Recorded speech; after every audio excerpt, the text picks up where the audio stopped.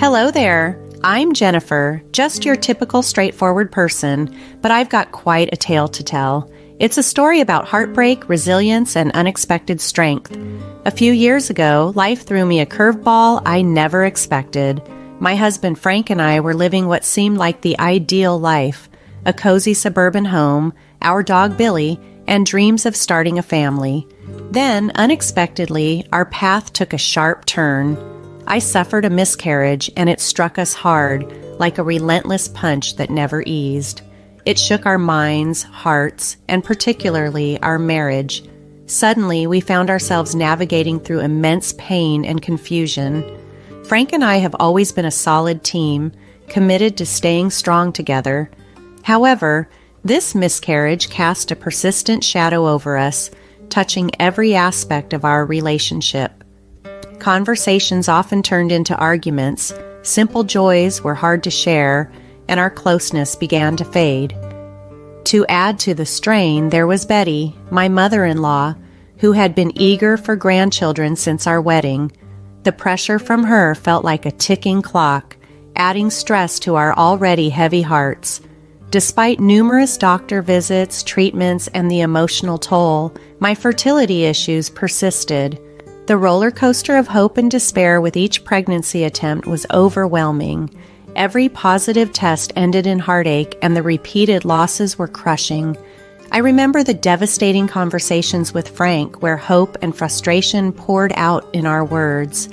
"It's not fair, Jennifer. We've tried so hard," Frank would say, his voice heavy with disappointment. "I know, Frank, I never wanted this," I'd respond, feeling the weight of our shared dreams crumbling. Life seemed to relentlessly challenge us, and the burden grew with each passing year. Friends and family offered support, but the journey of trying to have a baby remained daunting. It was a profound weight that constantly loomed over us, becoming heavier as time went on. Through all these trials, Frank and I learned about the depths of our strength and the resilience of our bond. The path wasn't easy, but it was ours, filled with lessons about love, hardship, and the complex journey of life. Our friends and family couldn't help but notice that Frank and I were still without children. Their well-meaning inquiries and comments about when we might have a little one often felt more like pressure than support. But Betty, Frank's mom, took it to another level entirely. Every family gathering with her turned into a relentless probe into our plans to start a family. She often seemed to point the finger at me, as if the absence of children was solely my fault, especially since I was dealing with fertility issues. However, her approach was far from tactful. "Oh, Jennifer, it's so nice to see you. How have you been?" Betty would start sweetly. "I've been good, Betty, thanks for asking," I'd respond, bracing myself for what was to come. "And any good news to share? About a little one on the way?" "Betty, we've talked about this. We're still trying, but it's not that simple," I'd reply, trying to keep my tone light. "Oh dear, are you sure you're doing everything right? You've been married for quite some time now. Maybe it's time to see a specialist." "Yes, Betty, we've seen specialists. We're doing everything we can. It's just not happening as easily as you might think." "Well, maybe you should try some natural remedies. I've heard herbal teas and certain positions can help. I really want a grandbaby. "This is a private matter, Betty. We're handling it the best we can," I'd insist, hoping to steer the conversation away. "Oh, please, Private Schmivat. We're family. We should be able to discuss these things openly." "I understand that, Betty, but let's just enjoy our time together today without discussing this, okay?" "All right, dear, but tick-tock, time is wasting and soon you won't be able to have kids." "I'll keep that in mind, Betty." It was always like this, trust me. I felt immense pressure and shame for not fulfilling her expectations of a perfect daughter-in-law who would provide her with grandchildren.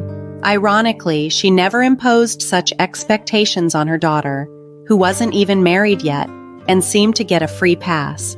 It was incredibly frustrating. This period in our lives was tremendously difficult. The pressure from Betty just kept building, and it felt like she was always holding my fertility struggles against me. I could see the strain it was putting on both Frank and me. I suggested adoption several times, but Frank was adamant about having a biological child, which led to heated arguments between us. The tension from these discussions and the constant external pressure made everything even more challenging. I expressed to Frank how painful and unfair it felt to make a distinction between biological and adopted children because, to me, all children deserved love equally. Yet, he remained fixated on having a biological child, a desire that weighed heavily on both our hearts. I couldn't help but think of the countless children out there longing for a family, a thought that deepened my sadness. As for Betty, her attitude escalated to being overtly harsh. She relentlessly blamed me for our inability to have children, as if my fertility issues were something I could simply resolve if I just tried harder. This created an unbearable situation where I was fighting to preserve my marriage while enduring constant judgment and reproach. It was a draining ordeal, emotionally overwhelming.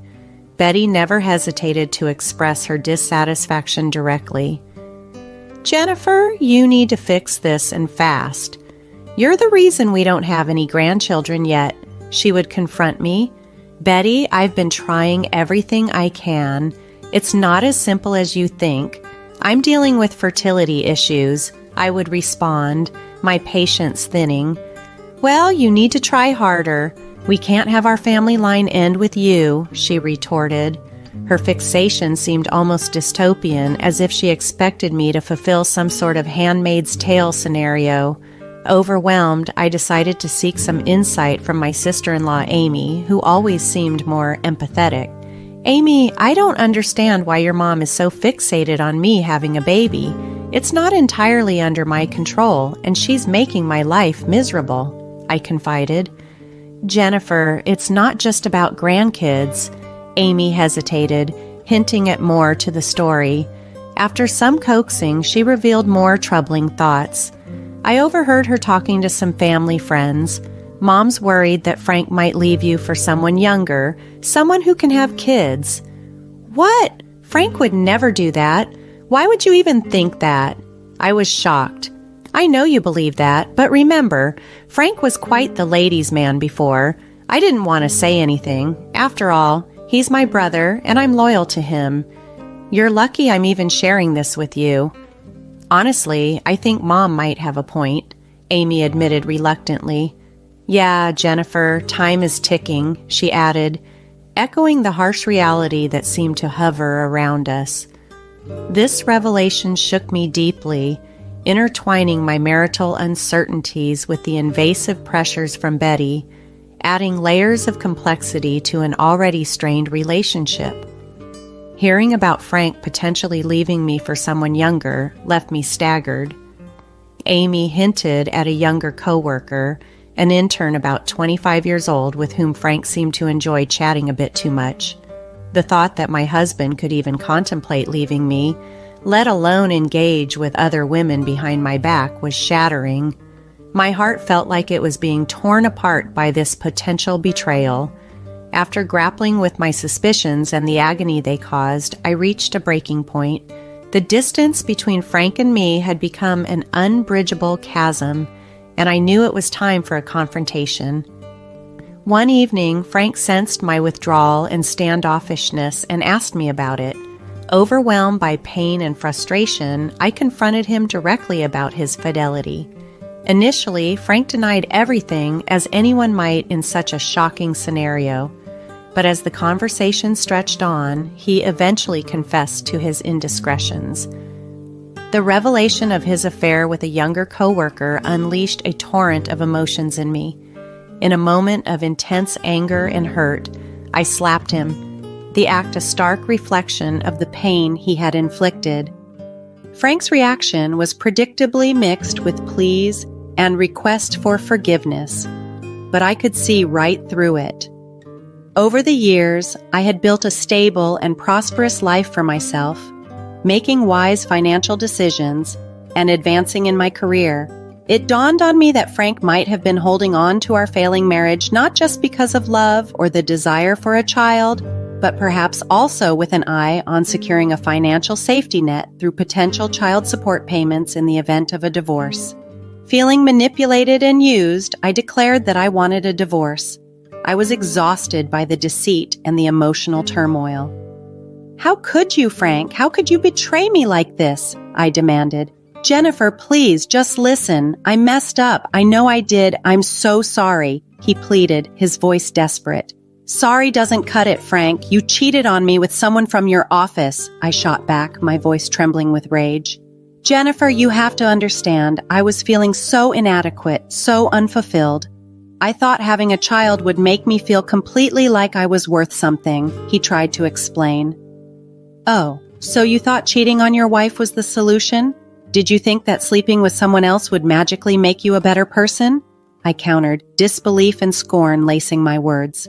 At that moment, the truth of our situation became painfully clear. Frank's betrayal wasn't just a lapse in judgment. It was a deliberate choice that shattered the trust and foundation of our marriage. "No, of course not. I was foolish to think that way. I didn't know what else to do," Frank stammered, his desperation evident. "You didn't know what to do, so you chose to hurt me instead? Do you even realize the pain you've caused?" I demanded, my voice tinged with disbelief and hurt. "Jennifer, I can't lose you. Please let me make this right. I'll do anything," he pleaded, his voice cracking with emotion. "Do you really think you can undo this with a few hollow promises? You need to mature, Frank, and take responsibility for your actions," I replied sternly, my resolve firming. As I sat in the lawyer's office signing the final divorce papers, a profound sense of relief swept through me. The burden of a broken marriage and the sting of Frank's betrayal was finally lifting. I could breathe freely again, despite attempts by Betty and Amy to make me reconsider.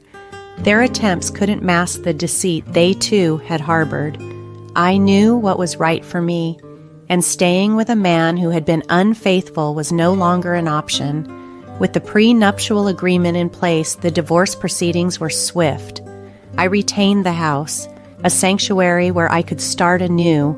Frank, on the other hand, had to move back in with his mother, a situation he found less than ideal.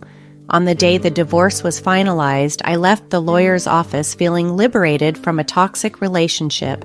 However, as I drove home, a sudden wave of nausea overwhelmed me.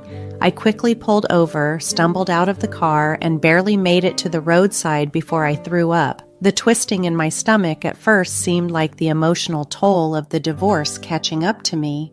But as the nausea persisted over the following days, I began to suspect there might be more to it.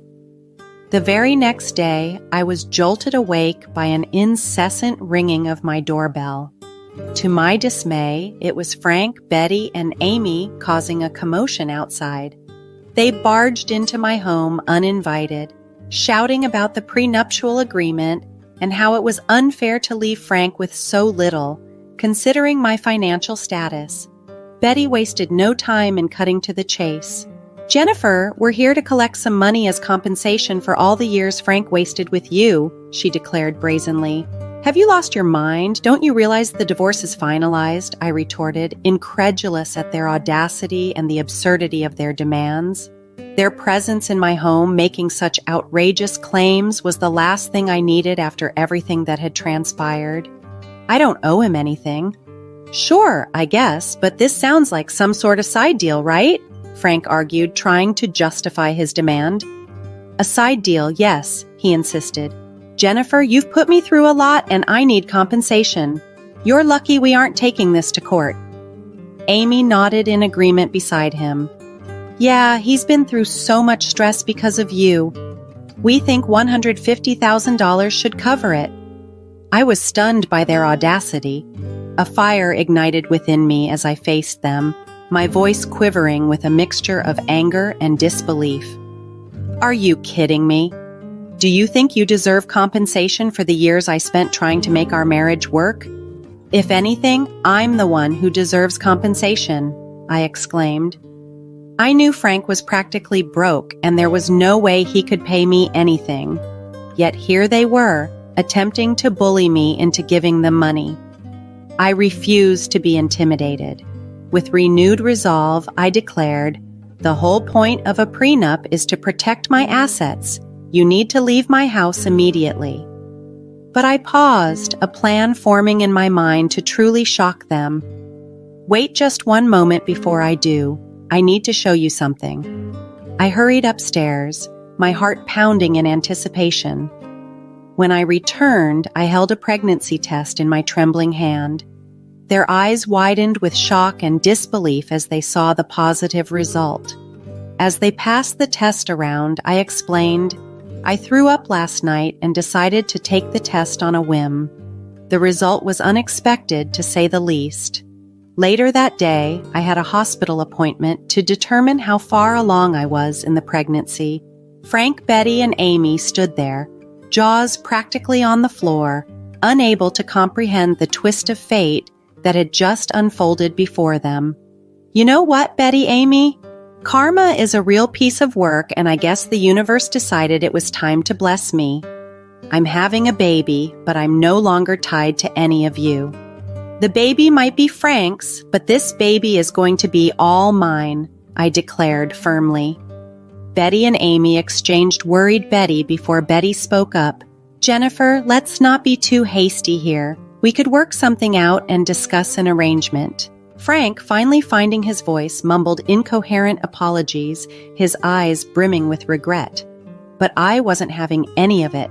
I'd had enough of their manipulation and toxicity. "No more arrangements, no more excuses. Get off my property, all of you, before I call the police. I'm done with this toxic circus," I stated resolutely, my decision firm. Betty and Amy exchanged worried Betty as I stood my ground. I could sense their desperation to change my mind, but after years of enduring their emotional pressure, I was unwavering. I had constructed an emotional barrier that was not easily breached. In our tense standoff, Betty broke the silence, her voice tinged with desperation. "Jennifer, you have to understand that we care about this family. We want what's best for you and the baby. Frank may have made mistakes that you knew about, by the way, but that's not important right now. He's the father, and he has a right to be in his baby's life." "Yeah, Jennifer, you know how long we've been waiting for this. We can make this work, trust me," she continued, trying to persuade me.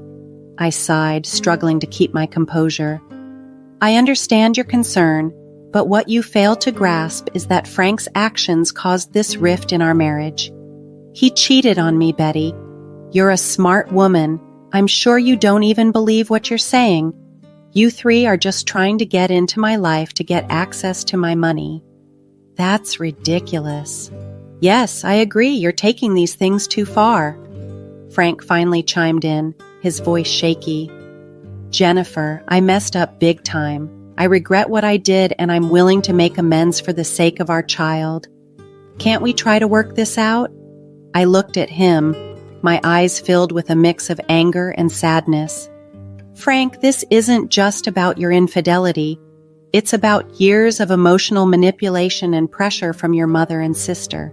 I've endured so much because of your family, and I can't go back to that toxic environment."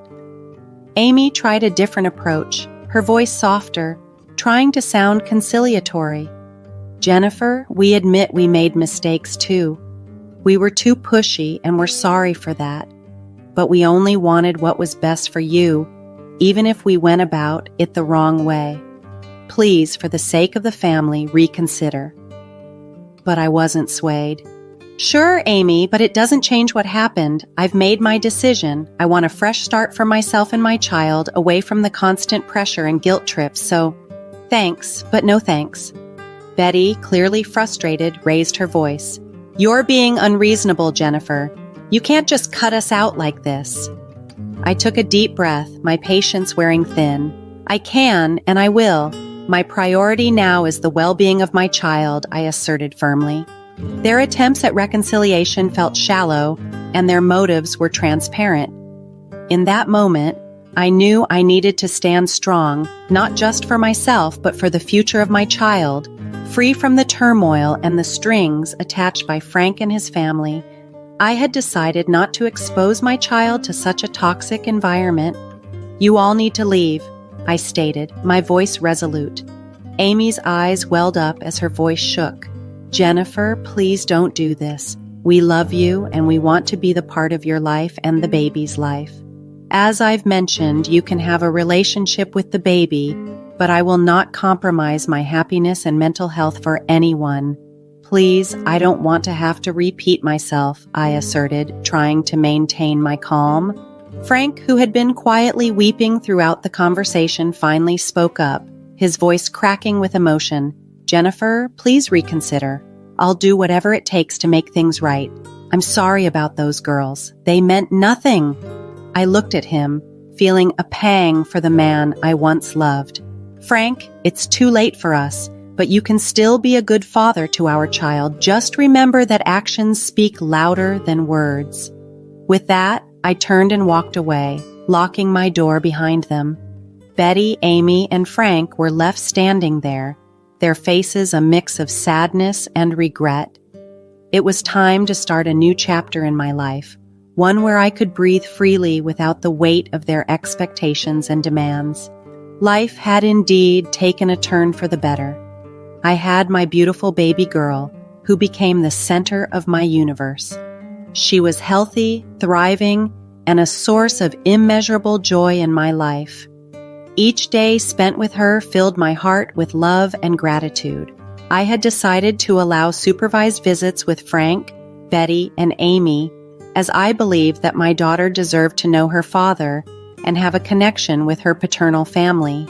However, I had set clear boundaries, and I expected those boundaries to be respected. Yet, every visit seemed to be accompanied by the same chorus of pleas and accusations. They insisted that I was being selfish for not reuniting with Frank. The pressure and guilt-tripping were relentless, and it began to wear on my patience. One day, during yet another supervised visit, the familiar arguments began. Betty and Amy launched into their usual tirade about how I was tearing the family apart. They claimed that I was depriving my daughter of a complete family and that she deserved to have her parents together. I had had enough.